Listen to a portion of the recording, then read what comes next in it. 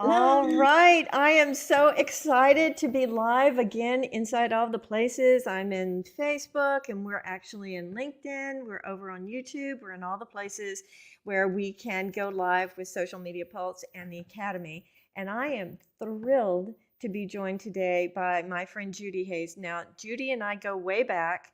And so this conversation will be like two old friends getting together and discussing all the things. And I remember so many wonderful things about you and LinkedIn in particular, which we're going to dive into. But first, I just want to let people know a little bit about you.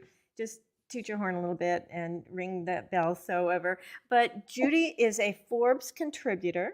She's an author of a fantastic book called Elevate, Expand, Engage, a refreshingly different approach to winning on LinkedIn. And we're going to, there you go, good job. And I want to really focus in on that refreshingly different bit in our conversation. But also, she does workshops and training. She does seminars and consulting. She also has clients, so she's got boots on the ground for those of you who are joining who are social media managers for your LinkedIn clients. And we're going to get into all of that today. So, welcome, Judi. I'm so happy to have you here. Phyllis, I feel like we're together. We roomed right before everything shut down. Remember in San Diego for Social Media Marketing World, and Yes. yeah, yeah, you're Yes. one of the OGs. Yes, and I remember, and actually, there's a whole bunch of things we want to talk about and hit today in this thing. But I also remember, and we were just discussing that when you decided, when you were looking at all the opportunities you had in front of you many years ago, that you were going to focus in on LinkedIn. I'd like you to explain why you did that, because at that point, everybody was all about Facebook, Facebook, Facebook. So, can Yeah. you dive into that for just a moment? Yeah, it was interesting because I've always worked in the B2B space aside from when I worked in the hospitality industry. And what happened was I remember starting on my own and signing up for social media manager school.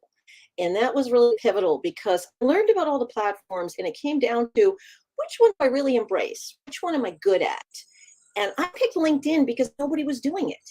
Yes. Back then it was like, oh, LinkedIn, oh, you know, it was a job search site, right? And I just said, you know what? I'm going to really learn this platform and I'm going to teach others how to use it.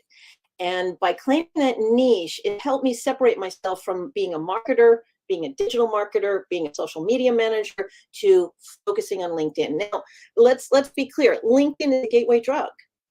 When you're working with clients, the gateway is getting on the social platform you know well. For me, it was LinkedIn. And of course, they're going to have a website. Of course, they're going to have email. Of course, they're going to have other marketing tools, but use that entry point. So, yeah, that's how I got here. And I'm just Yes. thrilled that people have finally found LinkedIn after all these years. It's like, welcome. Yes. Now, you've been in LinkedIn longer than most people really in a dedicated space. Like I would be over on Facebook and doing things and I'd tag you on Facebook and I'm like, she's not going to answer this because she's over on LinkedIn and I'd have to go find you over there. It's like walking down the street to a different house and knocking on the door, right? So the thing is that everybody's view of LinkedIn has changed in the last few years and you have a particular insight into that because you've seen how it is for the last few years. And a lot of people think that LinkedIn is just Facebook on a different platform. Can you talk about that and how people should actually view LinkedIn? Yeah, and LinkedIn, I came up with an easy way to explain things. I'm really visual, so I've got to tell you this. So think about this. LinkedIn is this virtual event. Okay, that is the venue. LinkedIn is the venue, okay, virtually.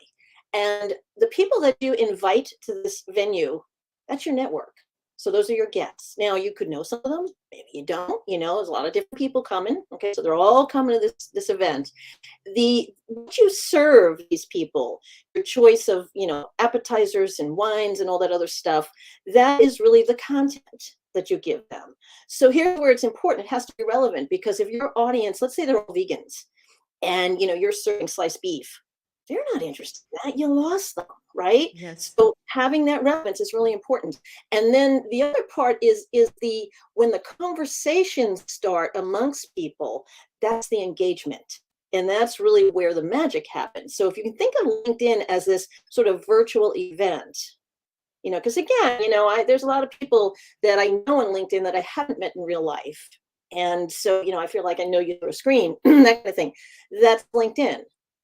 So understanding it that way, I think helps people. Oh, that's what it is. Now, I just posted something a little while ago, and I said, Facebook is kind of like the casual barbecue.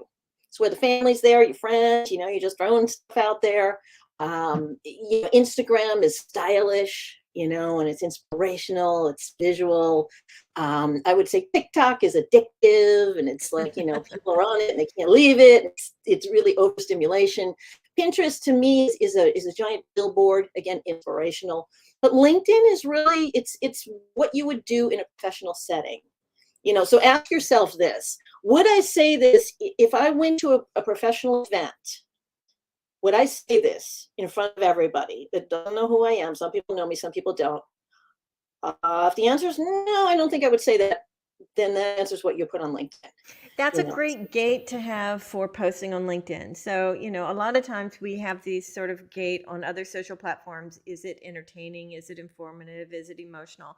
But on LinkedIn, you can have that gate to be, would I say this at a business event? Or would I say this in a business setting? And then that's the gate. And you pause and you think about it, and then you decide if you're going to post that or not. And I think that's really important because also inside of LinkedIn, there are all these different ways to make a post, right? It used to be like on all social platforms, you had a text or you had an image or you had a link or whatever. But now you've got LinkedIn Live, you've got articles, you've got pages, you've got creator mode thing going on. And so there's so many different ways to do that. So now you have to decide how you sit inside of LinkedIn. So you have a lot of clients that you work with on LinkedIn and have through the years. And so, how do you determine kind of like the types of posts and things inside of LinkedIn that are appropriate for your business? It comes down to in the business to business space, you're working with other businesses. And at the end of the day, you're working with people. People hire people. So they got to like you. They got to know who you are. You got to become visible. And that's part of it, is that visibility. And then you have to build that credibility. Right. And the credibility is how you engage on the platform. So commenting is a great way for people to dip their toes into LinkedIn. So if you Yes. see identify a couple of people that are posting some really great content that's informative, that you're learning from it, that people are engaging with, and add a comment that adds to that conversation. It's kind of like you're at the event and there's a bunch of people gathered around somebody, they're all talking, and you just kind of meander over there and you listen in and you got something to say, when you say it. It's not about you, it's about the conversation. And that's a great way to start to build your credibility, because what happens is that your profile is connected to what you do on LinkedIn. Yes. People may look at your profile and say, who was that person, that Phyllis person there? She's saying some good stuff. That's a way to dip the toe in. And then when you feel comfortable enough to put out your own, and that was always, to me, it was like a lot of angst. It's like, oh, what do I say? I don't know. People are going to think of whatever. I keep a list of questions clients ask, prospects, questions that are out there. And that makes great content. Yes. People are always asking me, my favorite thing is download your database. Well, how do I do that? I created a video. People ask the question of, I don't know what to post on LinkedIn. Maybe it's, hey, I got a great stack of books on my table here, some really great content from people that I admire. Let me share that. I listened to a podcast the other day, and here's what I learned from it. Here's one of my colleagues who I want to celebrate, that she just got certified. Let me share that, and pay it forward. So there's so much that you can do, but to put stuff out there because you feel like, I got to check that box, got to post something today. You know what? It's just noise, and it's annoying.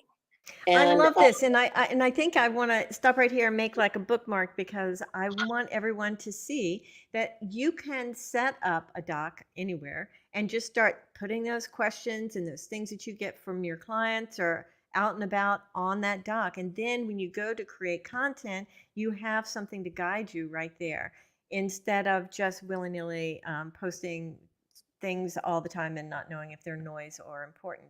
So having that particular thing. Now this actually kind of ties into your book, because I really want to talk about your book a little bit here, okay. because The book Elevate, Expand, Engage: A Refreshingly Different Approach to Winning on LinkedIn came out in 2021 in the middle of all the fun stuff, right? And there Just about a this year ago, too, actually, November 21st, 2021. Oh my gosh, a year ago. Yes, I can't believe a year yes. has passed us. Yes, and it was a long time coming in a way because you had been building on it for a while, and you noticed that there was.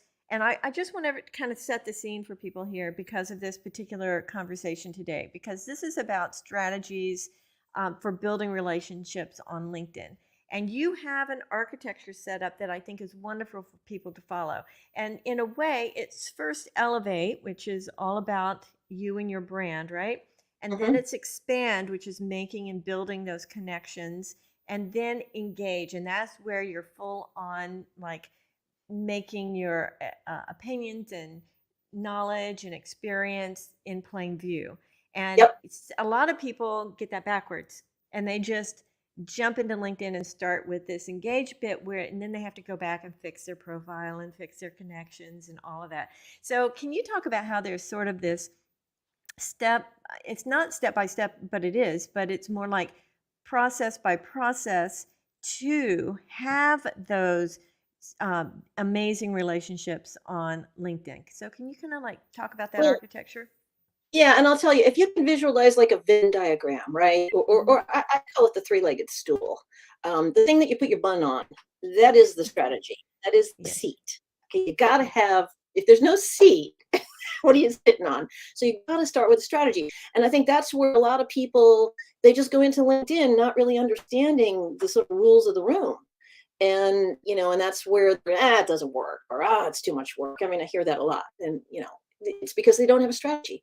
And the strategy can be, I want to advance my career, because that's really the roots of LinkedIn. It's a career platform, a job search platform. Maybe like I want to find leads for my business. Okay, that's reasonable.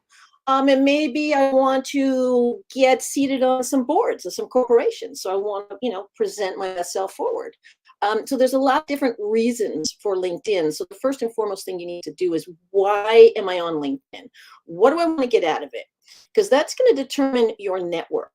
And your network, what was the term? Your network is your net worth. Um, Everything you do on LinkedIn is impacted by that network. So let's, go back to that virtual event. If you invite a bunch of random people that are, don't speak your language from a place that you never gone, and they're all in there, there's nothing relevant going on. So you want to be very selective about the network. And that's where, you're doing the first part is elevating who you are. This is my personal brand, my professional executive image, and this is how I want to be perceived. So it's not your resume. Most people just slap their resume on LinkedIn, and it's like, well, your resume is what you've done in the past. Good for you. Well, LinkedIn is how you aspire, how you want to be perceived. It's aspirational, right? Because you can say what you want. And that's what LinkedIn is. It's how you want to be perceived. So the next part, and that's the one part, the leg is your brand. The next part is what I call the network, and that's where you expand. And again, if you have, in the beginning, it's really flattering to get these invitations, and then you realize, oh my gosh, that's a fake profile. It's not even a real person, or it's, there's no relevance there because it's going to affect what's in your feed. Okay, whoever you're connected to, that's the stuff that shows up in your feed. So that part of the leg is really fine-tuning and curating your network. Just like you would, like a collection of anything. You're going to handpick the things that you like, and you can do that with your network. You can be selective. And then the third part of that again, these all work together, because if you don't have one, everything's lopsided, is the engagement. And I think that's where the magic happens. It's like you and I, we met online, then we met in person, and now here we are, years later. I could say, friend for life. And it's because we have built trust. We have, been good citizens. We've referred things to one another, so on and so forth. And that's where the magic happens. I would say 95% of my business in the 5 years I've been in business has been referrals. Yes, You know, and this is a very important point too. So just like we had a gateway question to what to post on LinkedIn. You also have a series of questions you ask yourself before you connect with somebody. And like most of us in the beginning, it was like, yes, yes, yes. And then also I'm in a local environment. And so if anyone local connected with me, I said yes. But then after a while, I realized, no, I need to fine tune this, using your word, in terms of who I am connected to. Does it enhance my ability to have meaningful conversation to be connected to this person? Does it include people in my industry that I look up to or that I want to have conversations with? I mean, there are lots of questions you can set for yourself, whatever it is. And I need to make this point too, because this is a community for social media managers and also for agency owners. So there are agencies and social media managers who are on LinkedIn to promote their own business. And Right. then also, both of those groups are helping their clients in that space. But all of this information is true no matter what side of that equation you're on, right? Yeah. Yeah, it's very Yeah, important like that. it is interesting. And here's the thing, and I'm going to throw out some statistics based on experience on LinkedIn that when you post something, approximately 10% of your network will show up in their feed. And then what happens to that post in whatever the algorithm of the month is, that will impact how far out it goes. It's who Yes. engages with it. People don't remember what you post. So I have seen it happen when I have a post that does really, really well in terms of high engagement, high visibility. I can post that again. Different people are going to see it. Different people are going to engage with it. It's like when you throw a ball out there and, if you're bowling, you always hit the ball down the alley the same way. No, if you're like me, it's like ricocheting off everything. So, you can put a post out there. You can do the same post in a different format. Yes. So again, it really, I like to test things and play with it on LinkedIn. But it's a fun platform. Again, if you're in the B2B space, having a Yes. strategy, most people don't take the time to do the strategy, and then they get disappointed or frustrated. Yes. Yeah, yeah. So I think that's really good advice for all social platforms, but especially on LinkedIn, because it is so connected to your business and your reputation and how you are viewed in the world. And it's super true with all the algorithm things. And actually, that 10% view rate is actually kind of high for some social platforms, Facebook, that doesn't get that much reach these days, which brings up this whole thing of personal profiles that are mhm, in creator mode or not, and pages. So yeah. can we kind of like dive into that? And as a social media manager, how would I make a decision of where to place my time and attention? Yeah, first and foremost, if you're starting out on LinkedIn and you have less than 2,500 connections, I would not recommend going into creator mode yet. Okay, Mhm. because the default in creator mode is follow. And whenever somebody invites you to connect, by default, they are automatically following you regardless. So that's why I am less likely to accept a connection if they don't meet the criteria that I'm looking for. I'll say, you know what, I appreciate you reaching out. I'm at my limit, 35,000, whatever the heck the limit is. Um, Follow me. Let's engage. We'll take it from there. So what I would say is, I'm sorry, go back to that question again because I want to make sure I don't go off on some crazy tangent. No, your tangents are awesome. So I'm totally okay with tangents. But the point being is, how would a social media manager decide if they should stay just working with their profile or to build a company page for their business and the work that they do for clients? Like, do they do Okay. both? Like that whole question. Okay. Well, yeah. And here's the thing: if you have your own business or you're working with a small entity, there's no reason why you shouldn't have a company page. LinkedIn is one of the top Moz ranking sites for credibility. So whenever something is on LinkedIn, you Google your name right now, chances are your LinkedIn profile is going to show above your website. Okay. Yes. So having a company page gives you more SEO juice. And it also makes you real. So how many times do you engage with somebody and they've got this little gray avatar? It's like, well, what the heck company is that? Oh, is it even real? So it validates you. And I think a company page is really important because a company page can brag about you. So my company page can say all the great things about its CEO, who's me. Now, if I say it about me, it's like, oh gosh, she's bragging again. Yes. Not going to do it. But my company page can brag about me. Our CEO just got published, da da da da da. Whoa, Anyway, so what I would Good do is point. on your profile, there's a couple of things that are imperative. Number one is take a look at the top of the fold. Back in the day, when they used to have newspapers on the newsstand, right? The top of the fold was that headline that got you to grab the paper, right? So your headline is at least the first 40 to 60 characters is what goes everywhere. It's on mobile, it's in when you post something, it's in anything that you do on LinkedIn, it kind of follows you. So what you want to do is you want to make it real clear what you do. Don't waste it on the default of your job title in your company. Look at other people's they call it a headline. Look at it and see, does it explain who my network is? Does it explain what I do? What's different about me? So you've got, I think it's 200 characters to work with, first 40 to 60 most important. The Yes. other thing is your photo. You don't want to have it where you cut out of something or you got an animal in there or some other bizarre thing. It can't be a logo. It should be you smiling. You say, but I don't have a professional photo. Guess what? Phyllis, if I snapshot you right here, that would make a great profile photo. Go into Probably Canva. better than what I have up right now, honestly. Yeah, go into Canva, remove the background. You're beautiful. So no reason why you shouldn't have a great photo. The other thing is this banner behind you.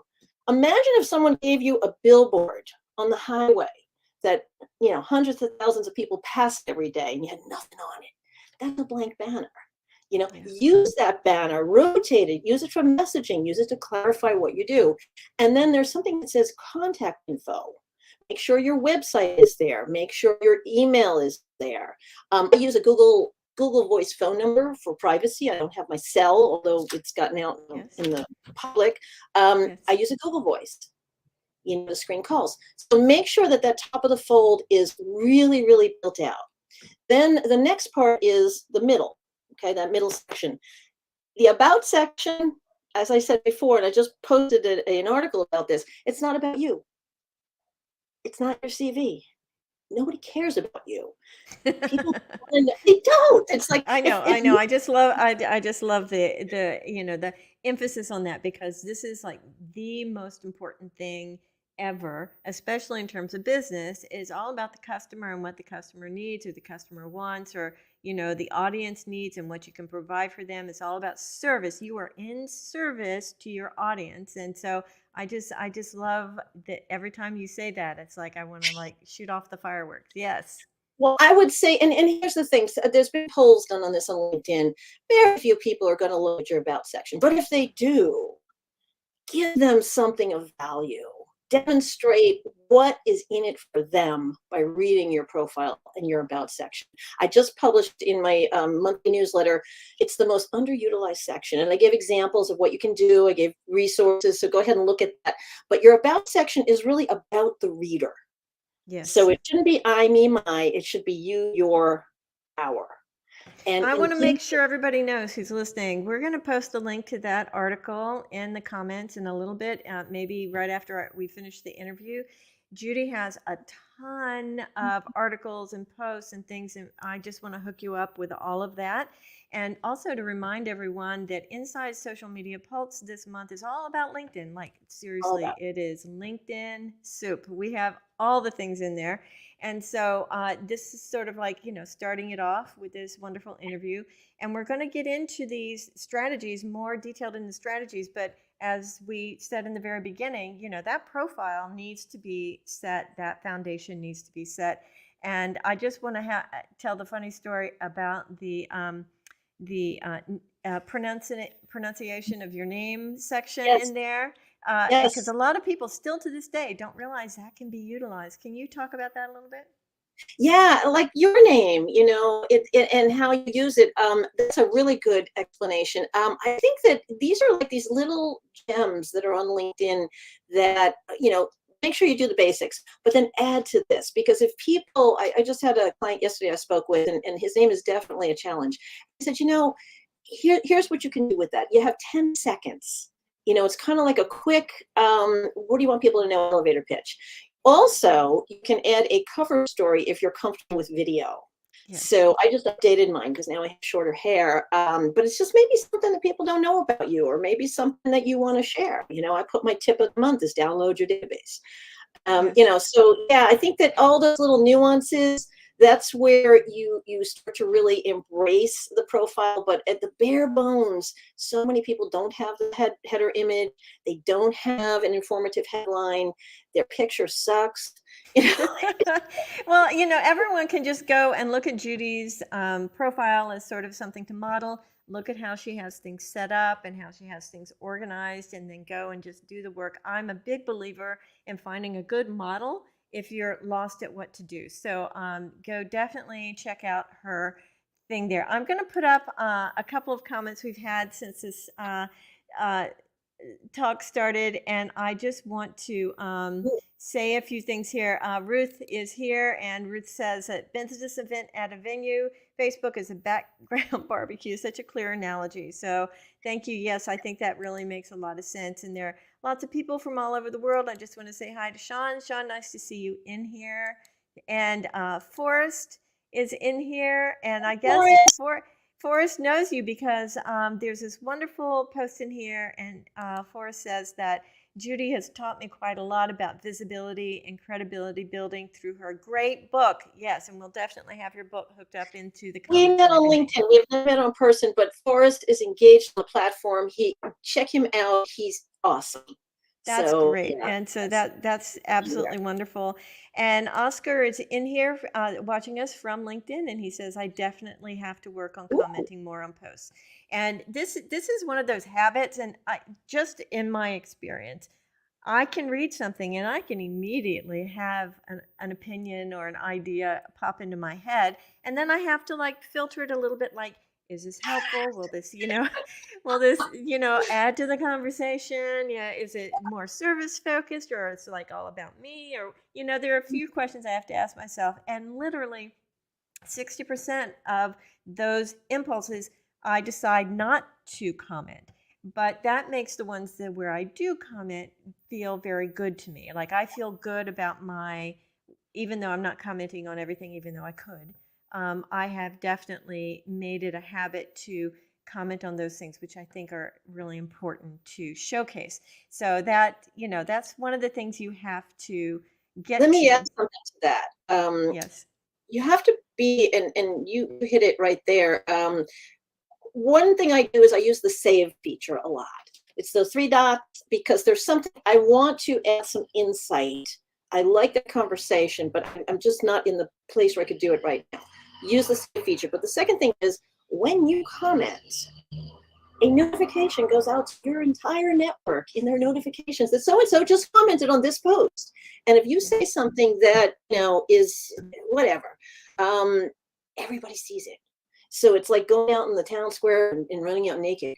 Be aware that you are exposing yourself. So, and like I said, Yes. people learn from comments. So use it to educate and inform and add to the Mhm. conversation. And the third thing is don't waste the effort on likes and reactions. Unless I know somebody, I'll do something aside from the thumbs up, because that is what I call a passive response. It adds no value whatsoever, no Yes. value.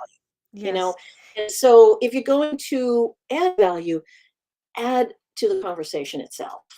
So, can you go back to the three dots and explain that process that you use? Because a lot of people, the three dots are super valuable in so many places, but a lot of people don't understand what's available. And I just actually pulled up LinkedIn so I could look Yeah, I'm looking at at it right now. Yeah, look okay. at it so that I could show people what we're doing.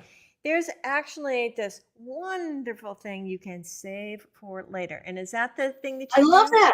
That's under my Yes. items. Yes, I do that all the time. Because again, either somebody says something that I find really valuable, I want to come back to that, or I want to add something to it. And I Right. save polls, by the way. I have a collection. I'm going to be publishing like a compendium of all these polls that relate to LinkedIn. Hmm. Probably in between the end of the year when I have some downtime. But the three dots, and by the way, on my logo, you'll notice I've got the three dots there. It's because the three dots are always, there's something wonderful under we call them the shish kebabs. That's the kebabs, Yes. shish Right. kebabs. But the three dots, there's a couple of things, by the way. When you're looking at your home news feed, you can sort it by top, which is what the algorithm thinks is important to you. Hmm. Hmm. Okay. take it for what it's worth, or you can hit the caret there and you can sort by recent. Okay. Yes. And depending upon if you're on mobile, I will look at LinkedIn on different devices throughout the day. And that's why the save feature is important, because there might be something I see, I want to add something, shiny object. I get distracted and then I don't know, what was that post? Where did it go? I don't even remember who posted it. The three dots are where you can fine tune your feed. You can unfollow somebody if they're really annoying and posting too much stuff. You can unfollow them. Don't disconnect from them. Just unfollow them. You Yes. can copy a link to the post if you want to share it. You can save it for later, or you can say, I don't want to see this. Maybe it's of a topic that you're not interested in. Use the three dots to fine tune that feed. How I just found somebody I'm going to unfollow just doing this right now. So because I'm not Oh, so me. particularly interested in seeing recipes in my feed. But Oh, but where do you find all of those save for later posts once you've saved them? when you're on your home page, if you Yes. look at and you're clicking home, on the left rail, let's call it a left rail, where it says your Okay. name and then it says who's viewed your profile and my items. If you click on my items, then you're going to see where it has your jobs, Ah, your learning, your projects, and your saved posts. look And at what I do, that. I learned something new here. How is this awesome? And I actually have something in there, which that's hysterical. So yeah, and one thank you. thing I'm going to tell you, if you want to copy a post and send it to somebody, LinkedIn started doing some more in-depth analytics, and they have UTM tracking. So you don't want to mess up what's going on with their tracking. So what I do is anything from the question mark after that, I Yes. delete. So it's just the post. Yes. Yes. Otherwise, it screws up the tracking. Yes, Um, actually, that's one of those little tricks that us old-time geekers really like to do on everything. So I have some more things in the chat I want to bring up okay. before we go on with the interview questions. And this is a question from Deb Mitchell in the community. Didn't realize that follow comes from being in creator mode. Is this bad? What does this mean? No, no, And no. It just means that there's a default. And to be honest with you, people connect. I get a lot of these, people that want to connect that there's no message, there's nothing. It means they've seen me in a different mode, whether it's people you want to follow or whatever. Follow just means you follow them, and it means that you will potentially see what they're doing in your feed. Now, there's a little notification bell on a profile. So if you really want to follow somebody and just keep tabs on them, you hit the notification bell. But if you're trying to build your network, you want the default to be to connect, because most people don't realize when you're looking at a profile. So let me bring up a profile. You look at the profile. Let me just, so I know what I'm talking about here, because again, LinkedIn is just a okay. and So it can change from day to day. So it does. When you're looking at somebody's profile, their full profile, if you don't see the connect button there or the follow button, you got to click on more. And on mobile, which is so annoying, the default is just no. It's a generic connection request. You have to hit personalized message, which I think should be the default.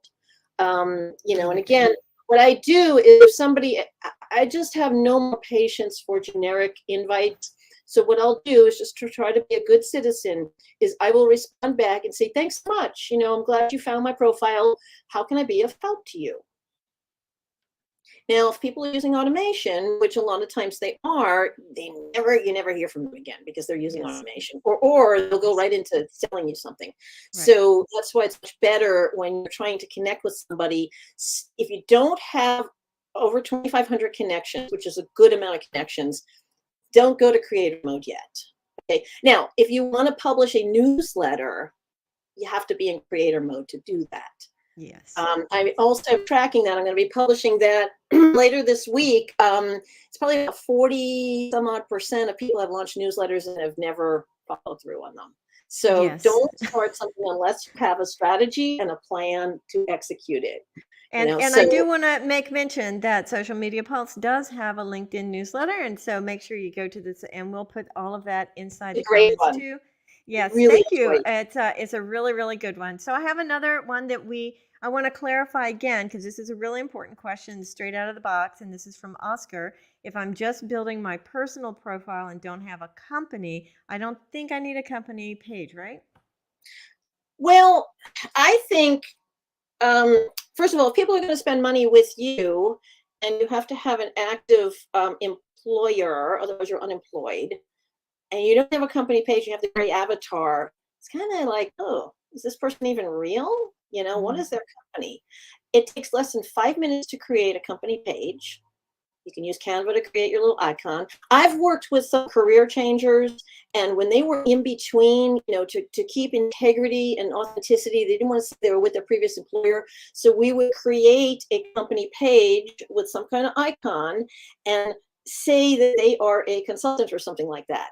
I just think it validates. There's no reason why not. It's free, and you're going to get more visibility on SEO because LinkedIn has high authority, and you look less crazy. The Yes. thing about like Yes. Twitter, okay, you can have like all these like aliases and personas. You don't know who the heck the person is. But LinkedIn, and LinkedIn is now moving. They just announced, just when I had my article, I was able to get it in right before we published it, that there's going to be some new verification features coming on LinkedIn. So they're really going to crack down on these fake profiles. Yay. So when you are on LinkedIn, you're dealing with a real person. That is a human, and it's soon to be a verified human. So I think having a company page, why not? Okay, You know, great. That's a great Who wants a question. company page? I'm gonna actually repost a tutorial, but just reach out to me. I'll show you how to do it. It takes 5 minutes.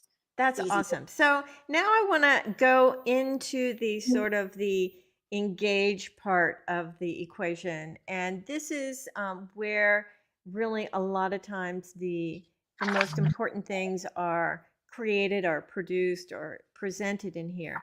So I want to talk about the um, the thing that really moves the needle. Like, for example, it used to be back in the day, certain types of posts really made an impact on LinkedIn, and now different things make an impact on LinkedIn. So I think you have actually in our notes several super cool ways that move the needle on this idea, and these are specific things that you can do in terms of content. Can you talk a little bit about that, paying it forward and all that in that section? Yeah, and I think the engage part is. I think people at the core of their nature want to help other people. I really do. You know, and so what better way to help you than to maybe make an introduction? Hey, Phyllis, you just mentioned you're doing this thing with your clothing line. I know somebody that is going to open up this outlet of retail. Let me get the two of you talking. Do you? I Because I kind of like need that. hey, you know, but it's number one is how can I help you? Yes. Be a giver on this platform. There's a lot of takers on this platform, and those people I unfollow and I have nothing to do with. I like the givers because I think people want to help one another, provide helpful resources, share content that is not shocking, clickbait, but more thought provoking that gets people like curious. Say, oh, I didn't know that. Tell me more about that. Ask them a question. Put out a client asked me this question, and so to answer it, I did this. People love those kinds of stories. Pay it forward. Brenda Meller, I think, was one of the first people. She's another LinkedIn strategist and trainer. She talked about the term co-opetition. What is co-opetition? Because there's a lot of people that are very protective. I'm not going to connect with you because you're going to steal my network. It's not your Yes. network. Okay. It's a public profile. You want to connect with me, connect. But helping one another is amazing. And she publishes a list. And I just got a note from her that she's going to publish her list of LinkedIn rock stars in November. It's going to be some Saturday in November. So stay tuned on that. But Yes. it lists all the LinkedIn people and what their growth has been over the year. There's another person that I see. So what they're doing is they're celebrating other people that do the same work. So again, it's like it's more of an abundance as opposed to a lacking. So that's That's another way nice. to expand and engage your network, because people will want to generally refer to you if you're a helpful person. If Yes. you're always talking about yourself, it's like blah blah blah. You ever go to an event and somebody's like bragging about all this stuff, and it's like, how do I get out of here? Get me Yeah, out of this. sometimes you have to toot your own horn, and there's a way to do that. One strategy is to obviously post it on your company page first and then share it back to your audience. And add something very personal about the experience. So, for example, when you got first connected to Forbes and started doing work with Forbes, I remember seeing posts from you about that, and I wanted to celebrate that so much. So sometimes you do have to post something that other people can celebrate your experience with that. Can you talk a little bit about how that Forbes thing came about? Because I think that would be informative for people. Yeah, as a and this is for other social media managers. I was looking at a way to invest back in my business, and I looked at the different, Fastco and Inc. and a couple others. They have these councils, and I thought, which one makes the most sense? And I always for and because we're here in New York City, I was thinking, oh, it'd be great. We could, gather in person. It'll be fun. And so I applied for the council, the business council, and they vetted me, and I got accepted. You do have to pay, just like everything else. You got to pay quite a bit.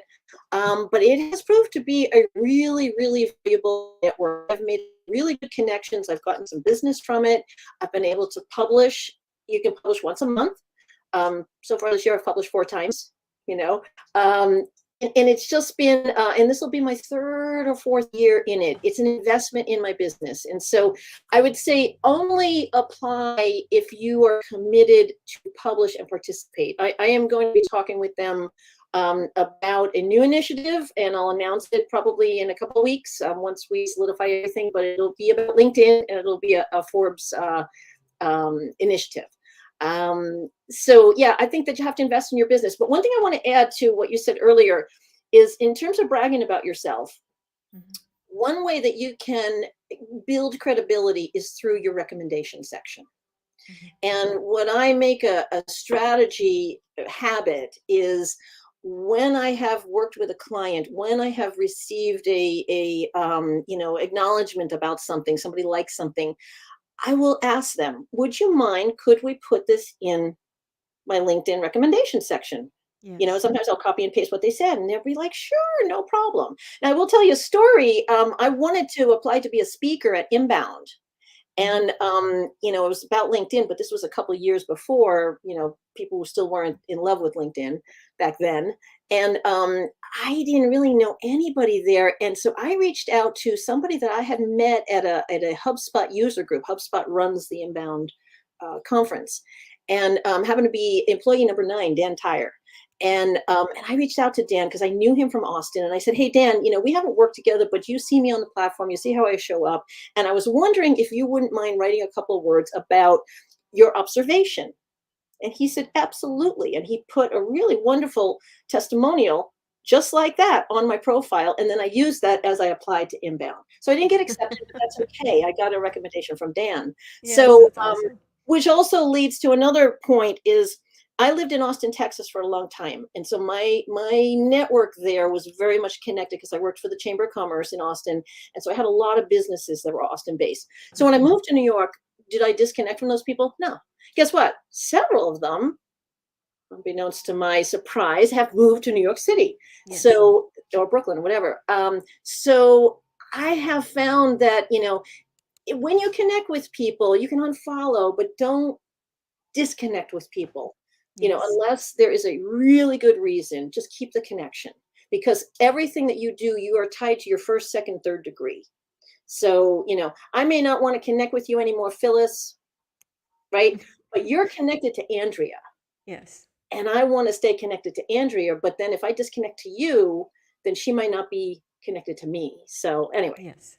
Yeah, it's interesting, those connections. And for those people who are not knowledgeable about connections inside of LinkedIn, we're all used to this by now, but that whole 1st, 2nd, 3rd level thing in the beginning was like, well, this is weird. But I understand how it's a way to help moderate the whole idea of connections and relationships and strategies on LinkedIn. Can you just, for the newbies in the audience, and just explain that? Because sometimes when people go on LinkedIn, they're like, what do you mean 1st connection, 2nd connection? Yeah, the first connection is we are directly connected. You and I are in the same network. I have visibility to some aspects of your profile. We are a direct connection. The secondary connection is somebody you may know that you're connected to. that's maybe in the Pulse Academy. Mhm. You're connected to them. I'm not connected to them yet. That is my second degree connection. Mhm. Now, they might be connected to somebody that is outside both of our worlds. That is a third degree connection. Mhm. You can also have what we call proximity through groups. Now, the value of that is that, and this is another statistic, and I know this from working with clients, the average acceptance rate, that's my dog wanting his lunch. Is it lunch? The average acceptance rate is 30%. I use that as a benchmark with all my clients. Some people, and that means out of every 100 invites you send, 30 will accept. Mhm. It's not because they don't like you. They may not be logging into their account. They're just not in love with LinkedIn like you are, you know? Right. Um, but some industries, like in the financial industry, like CPAs, I have found, and it's getting better, 19%. Mm. In the legal industry, professional services, I have found it could be upwards of 40 or 50%. Wow. The more you personalize that invite to that person, the higher the chance of acceptance. Right. So, and what I've done is, like, if I'm attending an event, I will make sure I connect with every single speaker. Yes. And I will tell them I'm looking forward to hearing them. Or if I've just listened to a webinar or something, I will reach out to the speaker and say, I loved your talk, and here's what I got out of it. Would be great to connect. Yes, And actually, on that point, that if you're going to an event like this and you want to connect with every speaker, even the easiest way, I don't know, maybe you have a different way of doing it, but this is the way I would do it, is I'd go get their name and do a search on LinkedIn for their name. And then I would notice either I'm connected to them already, which sometimes happens, or I'm a second connection with these people in common. And so I will look at who I have in common, and if those common people, the people in common, connections and the, that if they are in the industry that I'm in and I feel like it's a really good match, then I will reach out. But if I see that level that we're sharing the connection with all these strange people that really don't have anything to do with the industry, then sometimes I have to like stop a moment and think about if that's a good connection or not. yeah, But that's the value of seeing that second and third levels, is you can see what connections you already have with somebody that will inform your very personal uh, reply or very personal invitation to them on reasons why it'd be great to connect with them, yeah. or just to follow them. I think I published something a while back about the different types of experiences on LinkedIn. And one is like, you go to an event and you got someone dealing out their business cards like a blackjack dealer. It's like, oh my gosh, stop it. Right. And then you got someone that is like super personal, and they're Yes. saying things. It's like, wow, that's weird. And then you got someone that's like just right, that you think this would be a great person. I think I can offer something here. I would love to introduce you to some people in my network, and you want to embrace them. And so, as you're reaching out to people, one thing I will tell everybody here, it is very tempting to use automation tools. There's a lot of them out there. That's a fast pathway to get your account suspended. Yeah. And it's happened. I have had people pleading to me, please, how do I get reinstated? How do I get reinstated? Not my clients, but people that have taken this shortcut because they want to build a network and so they're going to, file out all this stuff. Don't do it. You cannot automate on LinkedIn. You can use social media posting tools. That's not automation. But when you're Yes. using a tool that is sending out invitations or doing this, what we call pitch slapping, you know, Is that what it's called? boom, it's like, well, here's the thing too. And I think we mentioned it somewhere along here. When I want to build credibility, if I want to send you a link to an article I wrote, the first thing I'm going to do is I'm going to ask you, are you interested in seeing this? I wrote this article on XYZ. I thought you might find it insightful. Would you like to see it? Yes. Instead Give of, I permission. get these Yes. things all the time with these like long paragraphs and links and Calendlies and set up a meeting, and I'm like, whoa, whoa, whoa, whoa, whoa. That's like, too much too soon. I Yes. had somebody wanted to hop on a call, and and it wasn't even in my target audience, and it was through an email, so it wasn't even a first degree connection. And I said, that's fine. I said, but my time is valuable, and here's what I charge for those calls, Good for and you. here's how you schedule it. Good for you. I think that's awesome. Everybody write that one down. So that you are the Have at it. that's boss mode. Absolutely. So we're getting close to the end of our interview time. I just want to remind everyone this would be the time to put in your last questions to ask Judi about anything that has to do with LinkedIn and building relationships and strategies and all of that. I just want to remind everyone of a few things. One, we have a lot. This whole month is all about LinkedIn. So there's a LinkedIn mission control post inside the Social Media Pulse community where we list everything that's happening in terms of LinkedIn and the training and the articles and the conversation and all of that. It's a nice little index post for all of those things. We'll make sure all the things we talked about today are in the comments or in those posts for LinkedIn. And if you are interested in learning more about LinkedIn, inside of Social Media Pulse community, we have the Academy. And inside the Academy, we have a whole section on LinkedIn training that goes from 101 all the way over to a sort of 101 on advertising in LinkedIn. So whatever you're interested in there, you can go and dig in a little deeper and then ask your questions inside the community And that is, anytime. well, like I said, Phyllis, the school, which was the earlier iteration of the academy, Mm-hmm. it was my foundation. And so, I would say to anybody, that wants to take social media seriously as a business, the Pulse Academy is really, and I know the labor that you put into the lessons there, Phyllis. It's Thank really you. good. It's really worthwhile. So, Thank you so much. All right, so get your questions in there, and I'm going to ask Judi a couple of last questions here. Do you have any final thoughts for agency owners now? So they're actively looking for clients, right? And so they would be pitching LinkedIn or actions that they would be doing on LinkedIn to their potential clients. So do you have any final thoughts for those agency owners? yeah, I would say that if they are working with clients that are selling, let's say, a high trust, high touch service, and that they think those businesses are on LinkedIn. And again, remember, people do business with people, okay? Like Simon Mm-hmm. Sinek says that. Mm-hmm. Um, I would think building a presence on LinkedIn not only is going to add value because of the visibility of LinkedIn and the credibility, but it really is a good way for employee advocacy. So it could be the employees of the company. The clients that I'm working with do have teams of employees, and so it's really helping them become more comfortable on the platform, and that will attract them to their ideal clients. So I think it definitely should be in the toolbox of social Mm-hmm. media. But again, like certain clients might find if they're doing B2C that Facebook, Instagram, TikTok, whatever, are going to be better platforms. You just have to know who you're trying to reach. And if it is another business, it's going Yes. to be LinkedIn.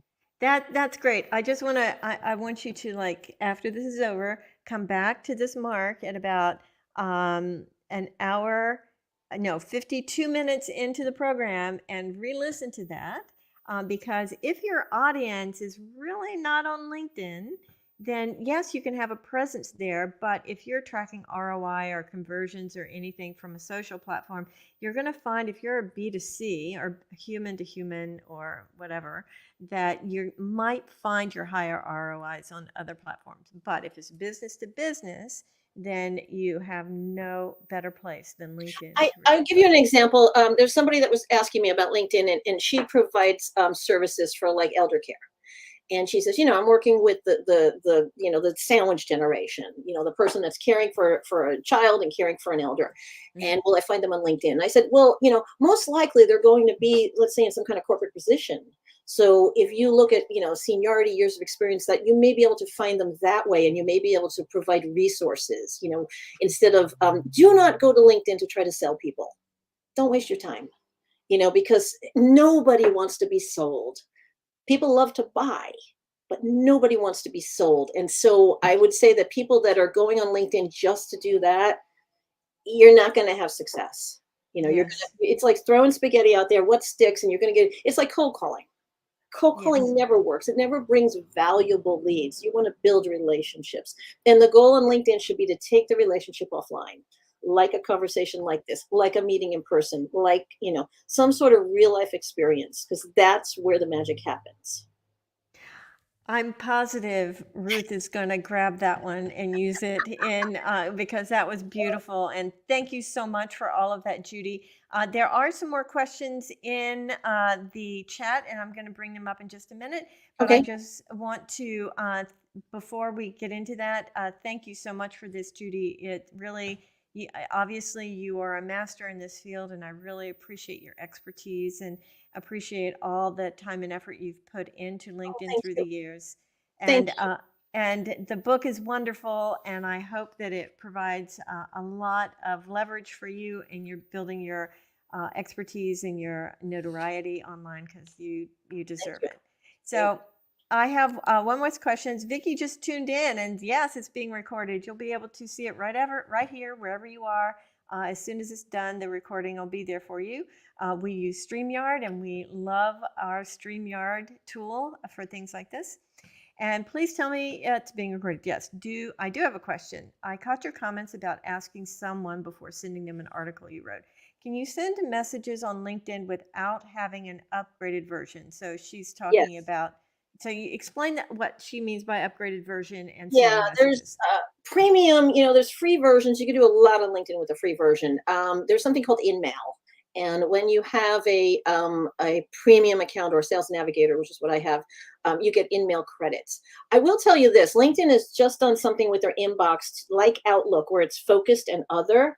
And so when you're trying to send a message, you have to click on the more on somebody's profile to see if you're eligible to send a message. That has to do with your proximity, second degree, third degree. Um, you can pay for in-mail messages, but I have rarely received in-mail messages that weren't trying to sell me something. So I would say that the best thing you can do if you really want to connect with somebody, comment on their content if they are engaged, or send them a compelling reason why you want to connect. And then at that point, if you have something you want to share with them, ask them if they're interested in it. Because if you just, like throw up all this stuff to people, it's a turnoff and they're going to ghost you, and Yes. they may even disconnect from you. So, yeah, I would, it has to be a value. People don't have time. Like in my book, I said, what is it? 7 seconds now is the attention span of people. Like when I'm doing content for online, I make it so I break up paragraphs, I make it mobile friendly. People just scan. Nobody has time to read stuff. They don't. They really don't. Use So, audio message. Use the video message on your mobile. It's fabulous. But no, yes. people don't have time. They just don't. Don't Yes. kid yourself. So it's interesting. So in case you're looking at a process here, Vicky says go to their profile, click the three dots, see how you're connected to them, and maybe you connect that way and put in a personal reason why to connect in the invitation. But otherwise, you can also, if they have a creator account, you can follow them and then go to their posts and start making comments on their posts and understanding all the things that the value that they bring into the world, and add your own. And then from there, you can kind of broach that, I have something special I'd like to send to you. Is that okay? So ask permission. That's a wonderful process, and I really It appreciate takes that. time. Most people are looking to cut to the chase, and it Yes. just there is no shortcut to building real relationships. There really isn't. So another. Yeah, I know. I like that. That's great. So we've been on Twitter long enough to make those tweetable. So Yes. it was so nice to catch up with you today, Judi, Thank and you. we need to do this more often. And thank you very much for adding to our LinkedIn mission this month at Social Media Pulse Community and I will Inside pop in HR. there to if anyone else has questions. And if you want to connect with me, just make sure you personalize it in your invitation. And I'll be Yes. happy to connect with anyone that mentions that. Yes, that's awesome. Thank you very much. And Be well, my so friend. I really appreciate it. And again, all the links and stuff we'll be putting into the comments and everything. And I Yes. really appreciate it. Have a great rest of your day. And thank you very, very, very much. Bye.